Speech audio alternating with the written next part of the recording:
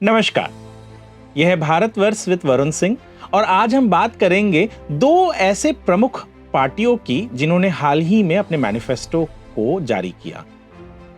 मेरे बाएं में है कांग्रेस का मैनिफेस्टो और दाएं पर है भारतीय जनता पार्टी का संकल्प पत्र, जिसका नाम उन्होंने मोदी की गारंटी दी है।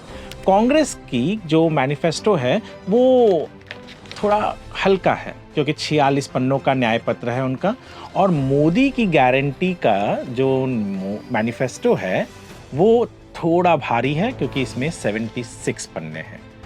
मोदी की गारंटी के जो संकल्प पत्र है उस पर हम आए, उससे पहले जिक्र करेंगे कांग्रेस के मैनिफेस्टो की, जिसमें ज्यादा कुछ जिक्र करने के लिए नहीं है। उसके पीछे का कारण है कि मोदी के मैनिफेस्टो में आपको नजर आएंगे बहुत सारे विषय, जबकि कांग्रेस के मैनिफेस्टो में बहुत सारे आरोप और प्रत्यारोप। यदि बात करें तो यहाँ पर ये महिलाओं को महालक्ष्मी स्कीम में कुछ 1 लाख रुपए प्रतिवर्ष देने की बात कर रहे हैं, जबकि यहाँ पर लखपति दीदी स्कीम में महिलाओं को आत्मनिर्भर बनाकर उन्हें 1 लाख रुपए खुद से कमाने के लिए प्रेरित किया जा रहा है। कांग्रेस के मैनिफेस्टो में अग्निवीर जैसे स्कीम को बंद करने की बात की जा रही है। यहाँ पर अग्निवीर स्कीम को और बढ़ाने की बात की जा रही है। यहाँ पर वही घिसा पिटा किसानों को जो पहले से करते आई है कांग्रेस, उन्हीं चीजों के बारे में बात हो रही है। तो भारतीय जनता पार्टी के मैनिफेस्टो में एग्रीकल्चर के लिए ही केवल, यानी कृषि के लिए सैटेलाइट लॉन्च करने की बात हो रही है।